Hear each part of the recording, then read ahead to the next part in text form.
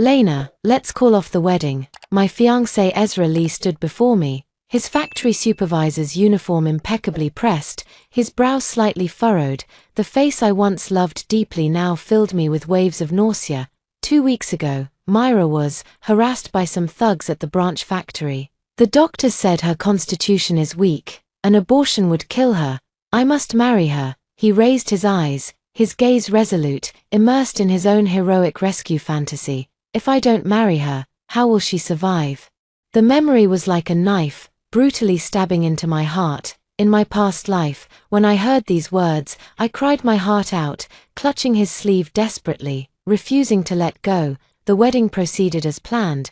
But 3 days later, news of Myra Ning's suicide by drowning spread throughout the factory. What did Ezra Lee say back then? Lena, she was just too fragile. Don't take it to heart. 10 years. For 10 years, he played the role of a devoted husband, climbing the ranks step by step through my family's connections until he finally became the new factory director. Right up to the very end, he personally escorted me, heavily pregnant, onto the struggle platform, charging me with leaking the factory's core technology abroad, a crime punishable by death. My fingers unconsciously brushed over my flat abdomen, where his child had once grown, 7 months old, a vibrant life. Yet it never even got the chance to see this world. Through tears, I demanded of him, even if he wanted me dead, he should have waited until I gave birth. The child was innocent. He only said coldly, "This is fate. I don't need a child whose birth mother has a stain." Lena, are you listening? Ezra Lee's voice pulled me back to reality, with a hint of impatience in his tone. I know you must be unwilling, he sighed, as if indulging a misbehaving child.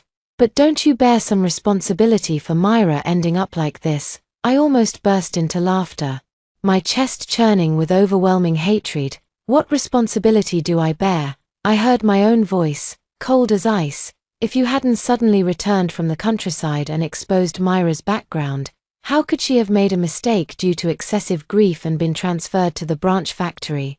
How could she have encountered such misfortune? He frowned, his tone growing heavier. Lena Ning, you can't be so selfish in life. Selfish? I stared at him intently. Compared to you, Ezra Lee, who climbed the ladder using my father's power and then personally sent me, pregnant with your child, to my death, what does my selfishness even amount to? Moreover, I, the true heiress, suffered in the countryside for 18 years, after finally being found and brought back. Is it now my fault? Myra Ning drugged me and schemed to have me defiled by the local ruffians at the factory.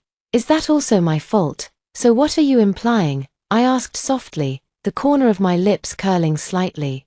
I really want to see just how shameless this man can be. Let's call off the engagement, he said as if it were the most natural thing in the world. Myra needs me now. After all, you're Director Ning's own daughter. Your family will take care of you for life. But she can't live without me. He paused, his tone even carrying a hint of condescension. You should go tell Director Ning later that you don't like me anymore and want to break off the engagement. Consider it your way of atoning. In his eyes, I owed Myra Ning an apology. In my past life, I was determined to marry him. Did that mean, in his eyes, I had committed an even greater sin, which led to the heartless reckoning 10 years later and that dismissive remark, "It's just fate. This time around, I want to see where the fate of you two scoundrels will lead without my determination." All right, I nodded, my voice unexpectedly cheerful. I agree, let's call off the engagement. He froze, his pupils contracting slightly, clearly not expecting me to be so decisive. Go marry Myra Ning, I said with a smile, enunciating each word clearly and distinctly. I wish you both a harmonious union lasting 100 years. His expression shifted from shock to suspicion, finally settling into a covert, nauseating smugness. The contempt in my heart grew even stronger. Did he think I was letting him go out of love, enduring the pain for his sake? Soon he'll realize that what I'm granting him is a one-way ticket to eternal damnation. But, I shifted my tone, clearly seeing the smugness freeze on his face. I'll be telling Dad the whole truth later. That it was you, Ezra Lee, who proposed breaking off the engagement. Why should I cover for you? The fake tenderness in Ezra Lee's eyes vanished instantly. replaced by barely contained fury, like a dog whose tail had been stepped on. Lena Ning, I actually thought you'd finally grown a conscience. He snarled, his face twisting. Turns out selfishness is carved into your bones. Is smearing my name in front of director Ning really that important to you? I stared at him and suddenly found it ridiculous. Did he think I was still that foolish Lena Ning, who used to have eyes only for him and would feel heartbroken over his slightest frown? Telling my father the truth counts as slandering you. I chuckled. You doing such things isn't selfish, but me recounting what you did is, Ezra Lee. Your skin is thicker than a city wall. But soon, Ezra Lee forced himself to calm down, even managing a confident smile on his face.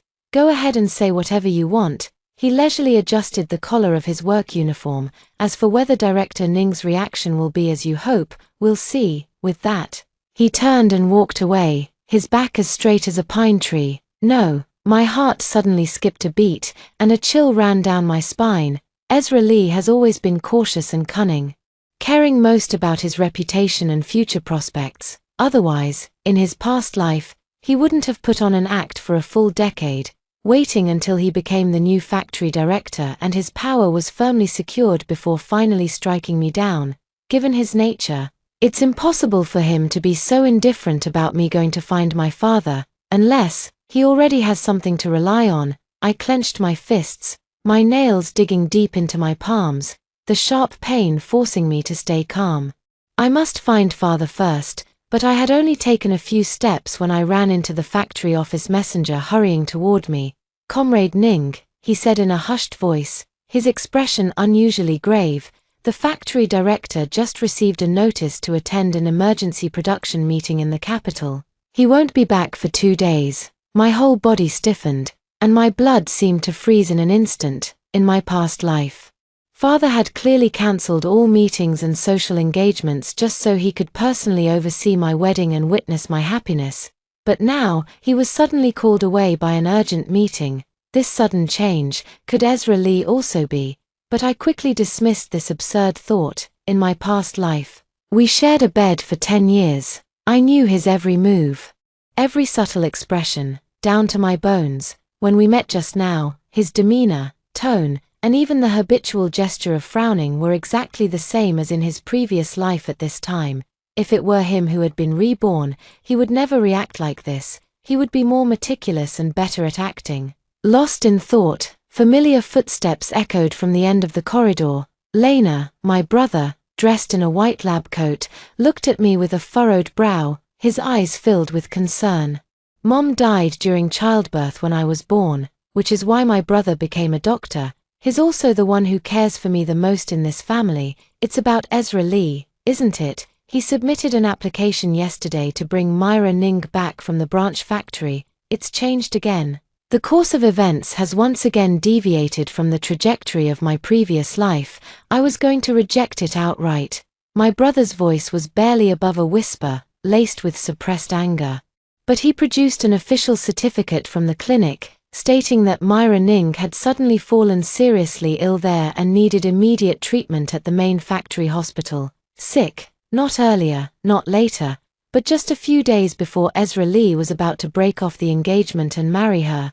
I stared fixedly at the application, the edges of the paper crumpling under my tight grip. In my past life, I don't know if Myra Ning was ever sick, but I clearly remember that she died alone at the branch factory. Ezra Lee certainly never tried to secretly bring her back before that.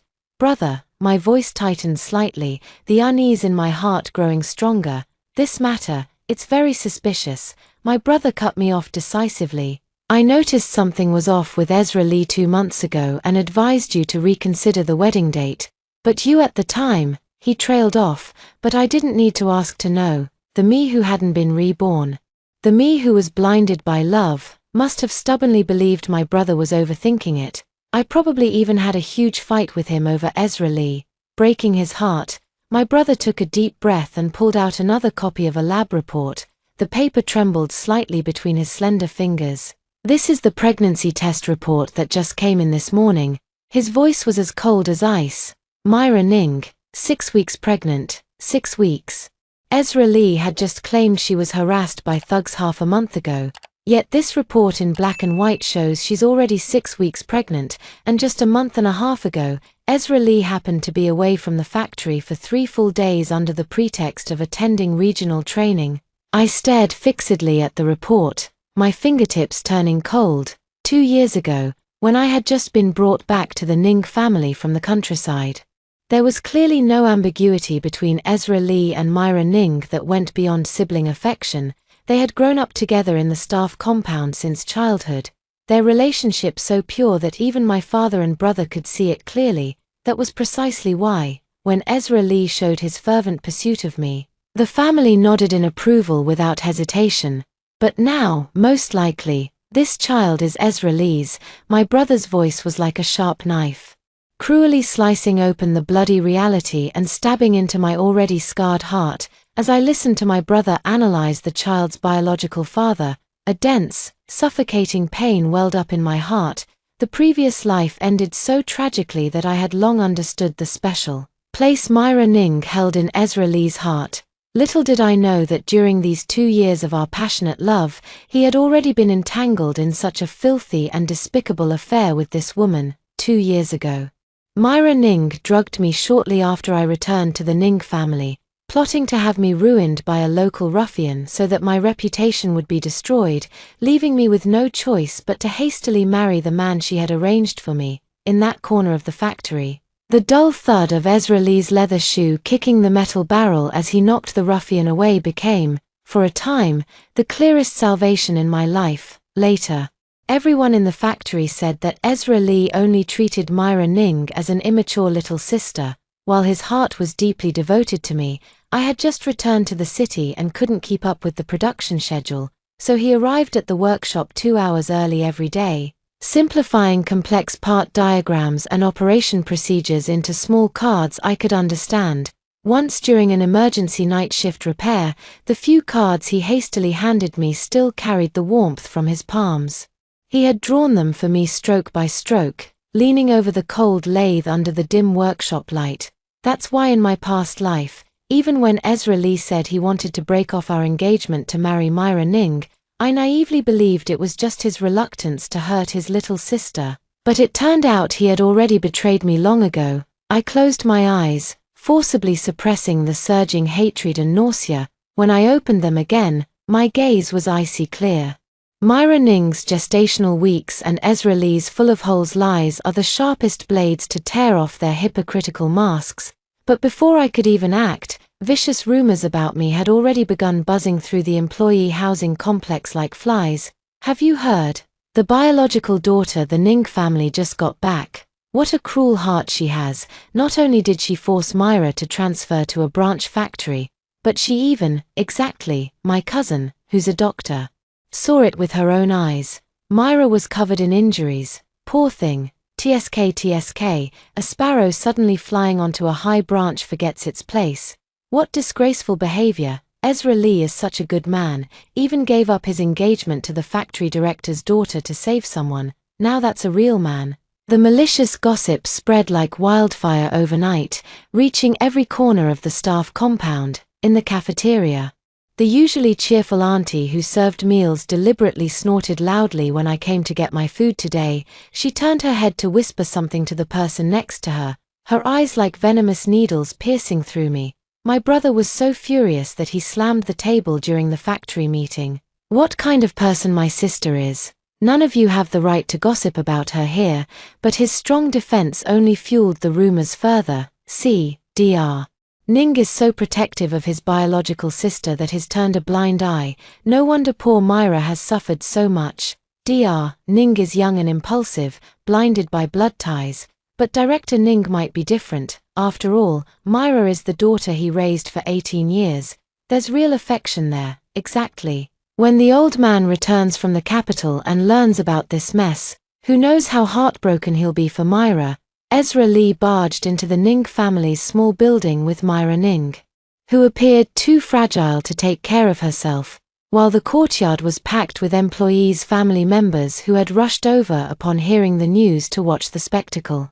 Myra Ning's wrist was wrapped in blood-stained gauze, her face as pale as paper. She clung desperately to Ezra Lee's arm, her eyes unfocused as she muttered to herself, "Blood, it's everywhere. So terrifying." Comrade Ning, Ezra Lee straightened his back, dressed in work clothes, with an air of righteous indignation. "Myra attempted suicide by cutting her wrist last night.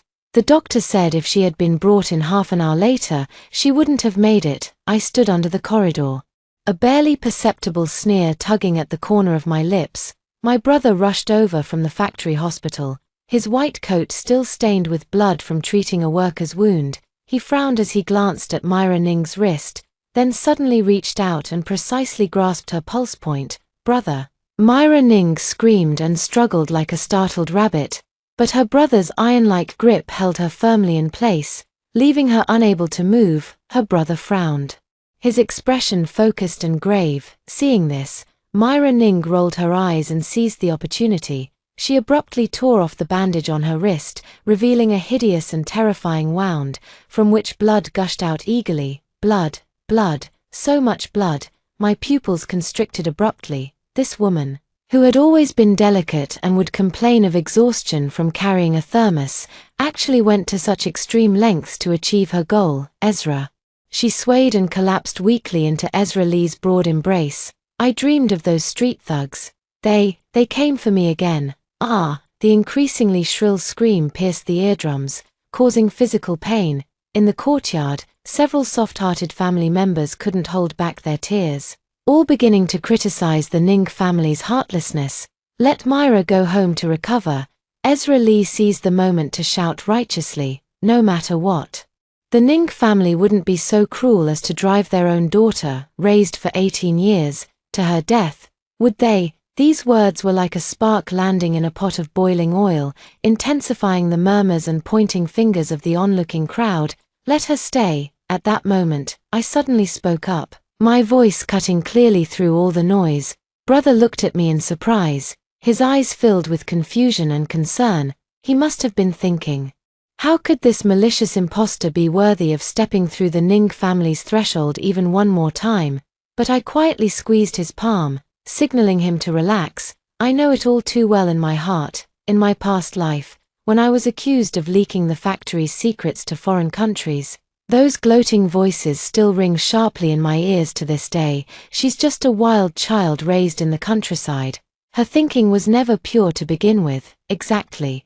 The Myra girl the Ning family painstakingly raised for 18 years was so much better. Why did they have to bring back this troublemaker instead?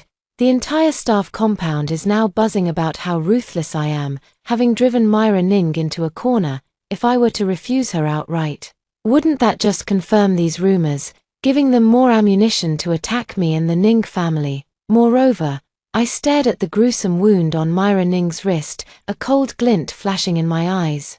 Since she dares to use this self-inflicted suffering to win sympathy and attempt to twist the truth, I'll play along with her little act to the very end. Only by letting her move into the Ning family will her dirty, underhanded tricks be exposed to the light of day even faster. "Brother," I lowered my voice, my tone resolute, "let her stay for a couple of days. When Dad returns, everything will become clear." My brother instantly understood and nodded with a cold expression.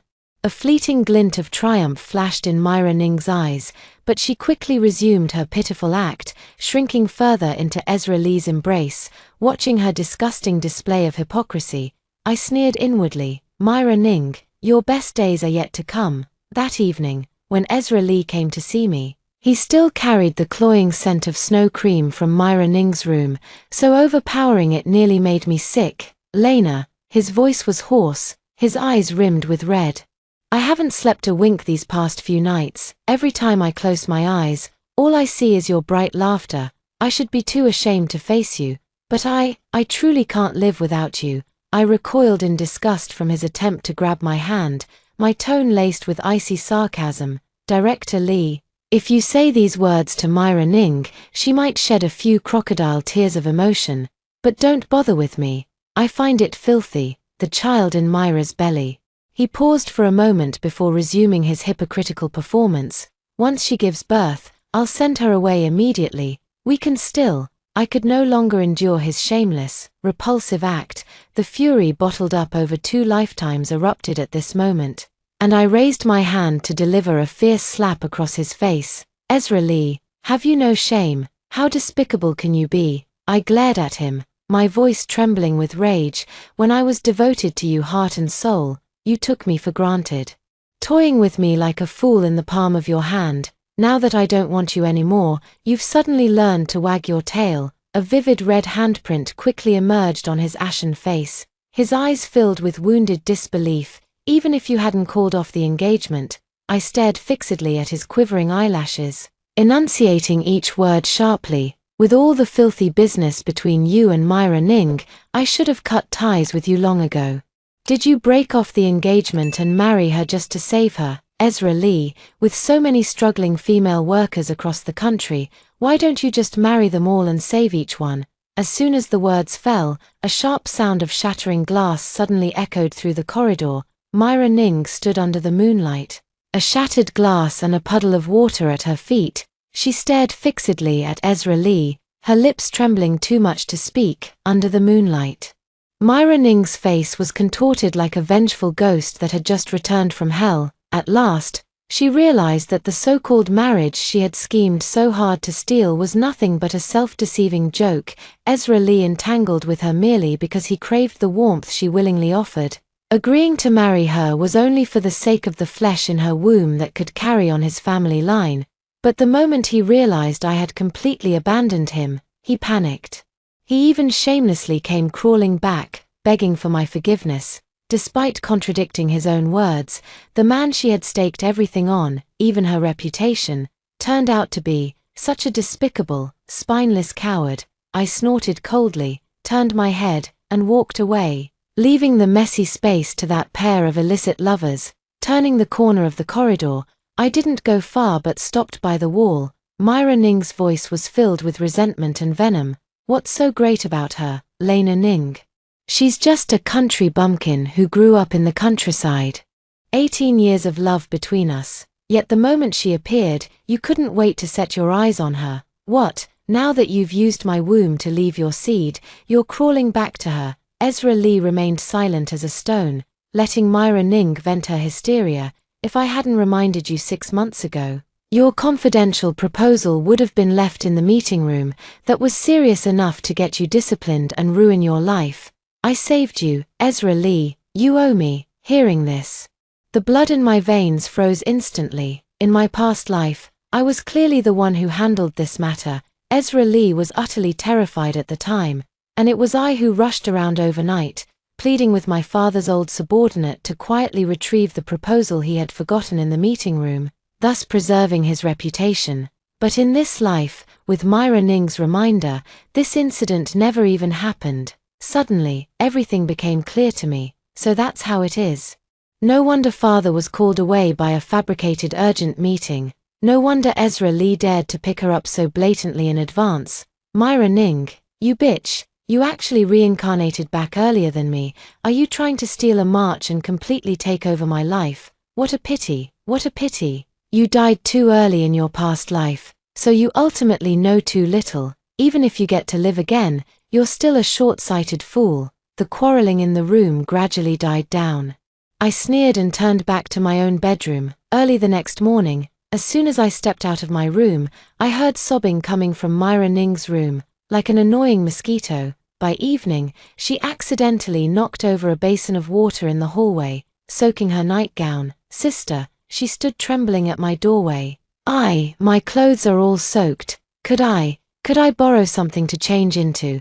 I casually tossed her a dress from the wardrobe. She stumbled as she took the clothes, but her eyes remained fixed on the thermos I had placed on the table. A cold laugh rose in my heart. "Just as I expected, you seem quite shaken. How about some hot water to calm your nerves?" Before she could speak, I deliberately handed her the enamel mug. Her hand trembled uncontrollably as she took it, her pinky nail barely grazing the water's surface. TCH, still the same old dirty tricks. 2 years ago, it was drugging me. Now, to frame me, you'd even drug yourself. Myra Ning, you've really improved, haven't you? The moment the enamel mug touched her lips, I caught the glint of triumph in her eyes. The look of a scheme coming to fruition. How laughable. She thinks she's weaving an elaborate trap. unaware I've seen through her long ago, just the last desperate flailings of a clown. I've repeatedly confirmed with my brother that she is indeed pregnant. Of course, I won't stop this miscarriage framing act, after all. This illegitimate child is Ezra Lee's own flesh and blood. In my previous life, when I perished together with Ezra Lee, the innocent fetus in my womb also turned to ashes with me. That child didn't even get a chance to see the sunlight of this world. How does a scumbag like Ezra Lee, who killed his own flesh and blood, deserve to have children? And oh, how I truly long, to see it, when he realizes that Myra Ning, the woman who deeply loved him, first clung to him and forced him into marriage with that piece of flesh, and now has killed that bastard child with her own hands just to frame me. What an absolutely spectacular expression will appear on his face. Ah! A piercing scream shattered the quiet night as Myra Ning suddenly clutched her stomach and collapsed to the ground, blood gushing rapidly from between her legs. At that very moment, a booming voice, filled with urgency and joy, rang out from downstairs. "Lena.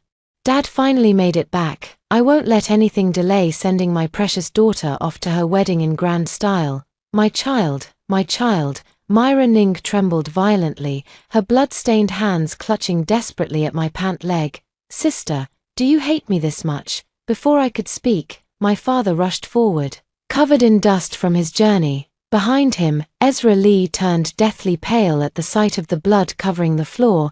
The man staggered back half a step, his eyes filled with disbelief and terror, his Adam's apple bobbing as he struggled to form words.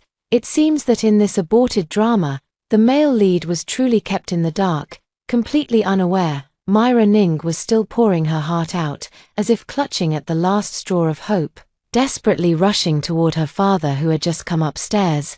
"Dad, I just wanted to beg my sister to forgive me, to stop being angry with me." But she cried her heart out, trembling as she held up the enamel mug I had given her. She actually drugged the water she gave me. Just like what I foolishly did to her 2 years ago. Ezra Lee rushed forward in a swift stride, carefully cradling her in his arms. When he looked up at me, his bloodshot eyes were filled with fury and disappointment. "Lena Ning, you knew Myra's health was fragile, yet you still heartlessly caused her to miscarry." "Brother Ezra," Myra Ning whispered weakly from his embrace, "don't blame my sister, it's all my fault. I deserve this. 2 years ago, I was blinded by greed and listened to malicious whispers, drugging my sister and nearly causing a disaster. Now that she's returned the favor, we can consider it even." Struggling to sit up from Ezra Lee's arms, she turned toward their father, whose face was frozen in shock, and kowtowed heavily with a resounding thud. "Dad, I know I'm not the Ning family's flesh and blood. I don't expect to receive your love like my sister does. I just beg you to forgive the mistakes I made in my youthful ignorance." Father's gaze first fell on the shocking bloodstains covering the floor, his brows tightly furrowed. Then, his sharp, hawk-like eyes swiftly swept over Myra Ning's deathly pale face and Ezra Lee's anxious expression before finally settling on my calm demeanor, carrying a hint of scrutiny and barely detectable concern. "You weren't married at the branch factory. Where did this child come from?" Father demanded with unquestionable authority. "As for Lena, what possible reason could she have for targeting the fetus in your womb?" Myra Ning's sobbing abruptly ceased, as if brutally wounded by Father's coldness and skepticism. Ezra Lee immediately straightened his back and spoke with righteous indignation, reporting to the factory director. "Myra, while at the branch factory, she unfortunately encountered some local thugs. She spent 2 years in the countryside, lacking food and clothing, her body too weak. This miscarriage, the doctor said it might be life-threatening. I was truly worried something might happen to Myra, so I took it upon myself to bring her back for recovery, but Lena seems to have misunderstood something." I stared at their clasped hands, a cold laugh rising in my heart. What a perfect match made in heaven. One uses the abortion of her illegitimate child as a bargaining chip, putting on a tearful performance. The other uses so-called responsibility and duty as excuses, portraying himself as a hero enduring humiliation. Their coordinated act not only solidifies my reputation as jealous and malicious, but also drapes Ezra Lee's broken engagement and remarriage in a cloak of moral righteousness. At the same time, it capitalizes on Myra Ning's past exile to evoke sympathy and guilt from father. What a brilliantly calculated scheme. Just as they had expected, their father's expression changed slightly after hearing their tearful complaints. Seeing her father's resolve waver, Myra Ning's tears immediately began to fall like broken strings of pearls, each drop seemingly aimed at softening his heart. "Dad, do you remember when I was 10 and had that high fever? I almost didn't make it," she said, her voice thick with grievance and dependence. "You stayed by my side for 3 days and nights. You said you'd summon the best doctors in the entire province if it meant saving me." Ezra Lee also seized the moment to redden his eyes, his voice choked with emotion. "Director Ning, Myra has always said that you raised her with your own hands, that you're the closest person to her in this world." Every word they spoke was a gamble. They were betting that the father valued loyalty and righteousness, that after raising Myra Ning for 18 years, even without blood ties, there must still be deep familial affection. Unfortunately for them, today they were destined to miscalculate. I stood quietly to the side, silently sneering. I have complete confidence in my father, not only because of our relationship in my past life, where he still sought to clear my name even when the evidence of me leaking state secrets abroad seemed irrefutable, but also because of that earth-shattering secret about her true identity, something the impostor Myra Ning still knows nothing about to this day. "All of you, shut up," father suddenly roared, his voice booming like thunder. He shielded me behind him in one swift motion, the collar of his Zhongshan suit slightly heaving with anger. "My daughter would never do such despicable things." He stared at the trembling Myra Ning, his eyes filled with undisguised disgust and contempt.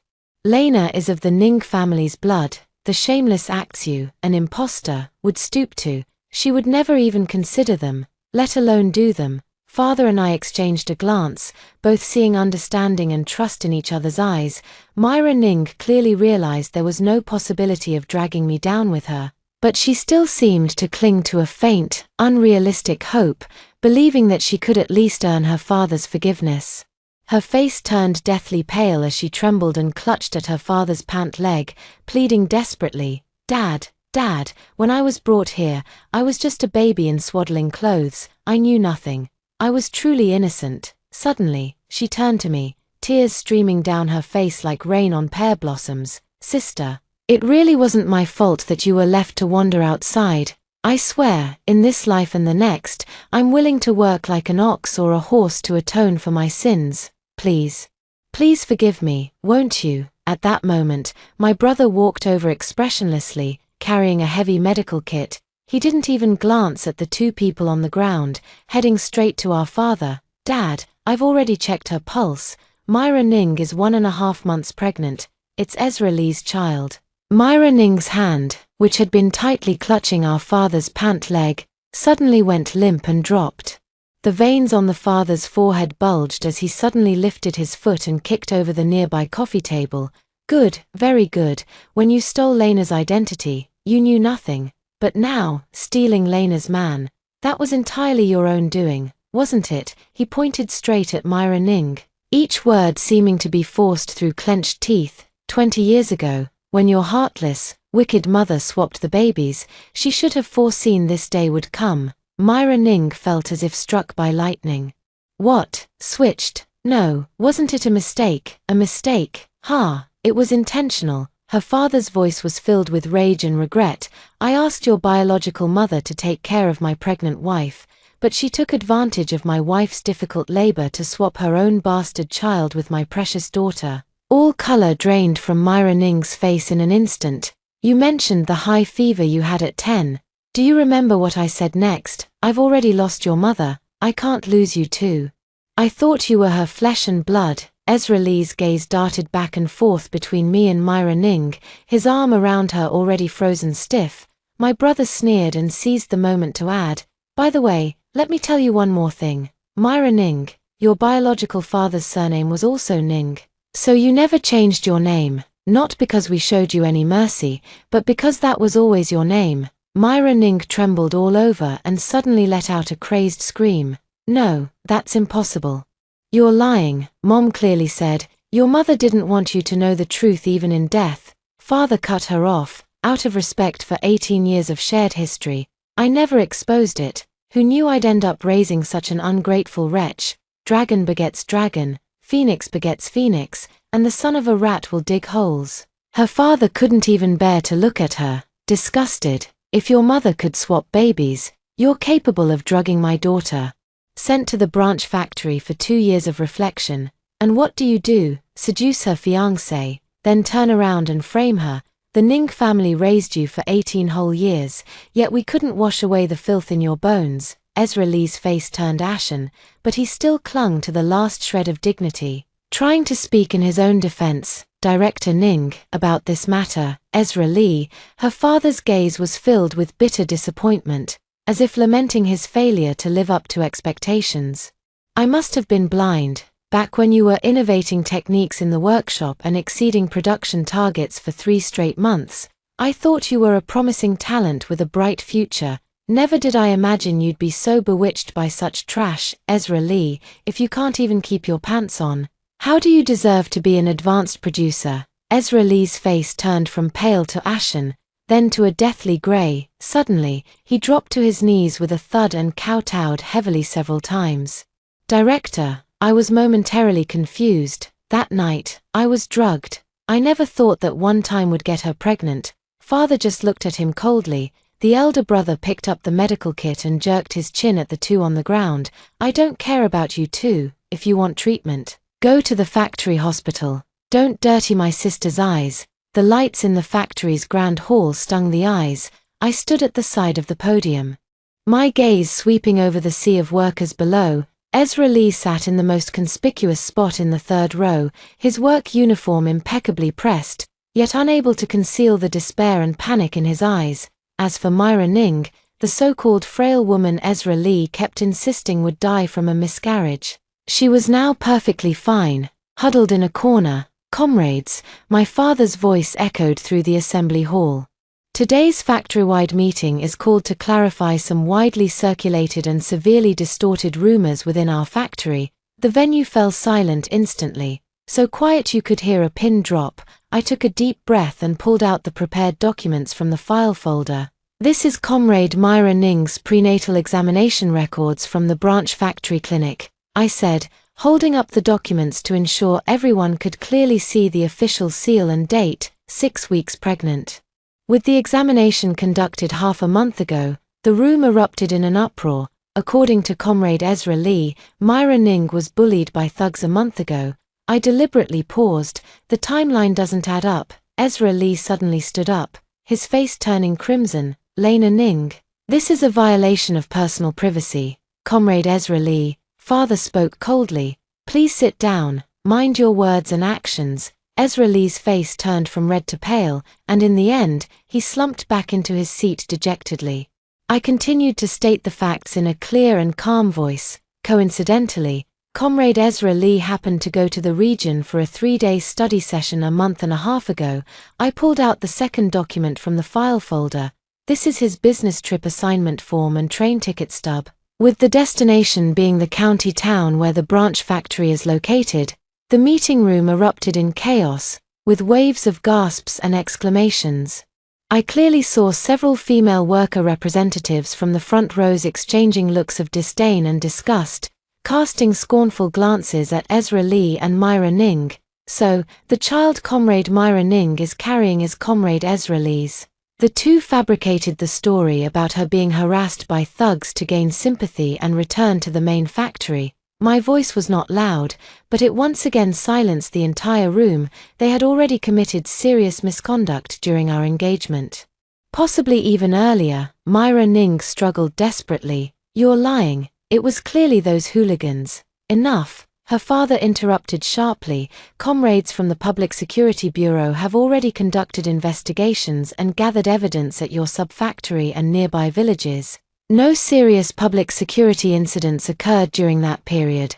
This lie ends here. Myra Ning fell silent abruptly, like a chicken with its neck wrung. Now, I announced the disciplinary decision regarding Comrade Ezra Lee. Her father produced a document stamped with a red seal. after deliberation and approval by the higher authorities, Comrade Ezra Lee is hereby stripped of his position as workshop director and his title of advanced producer. He is demoted to an ordinary worker and will be transferred immediately to the newly established support factory in the northwestern Gobi Desert, pending further evaluation of his conduct.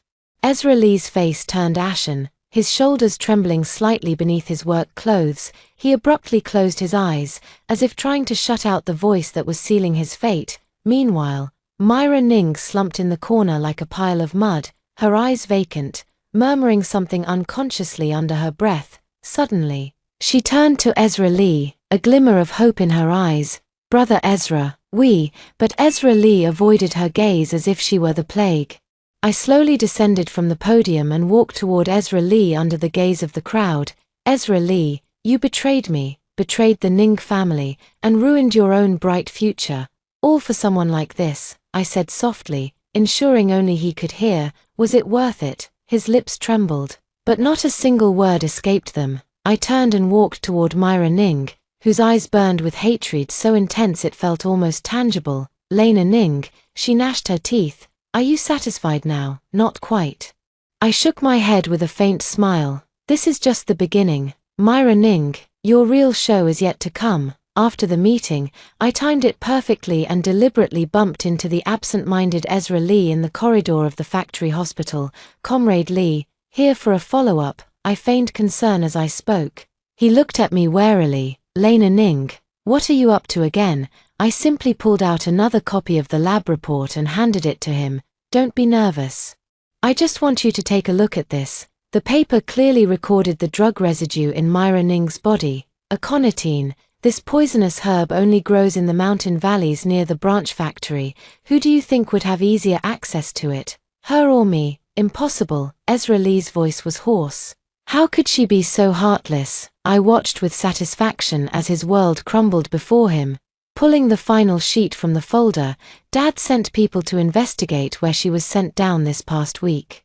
I unfolded the investigation report. At least 7 local hoodlums admitted to having relations with her in the 2 days after you left.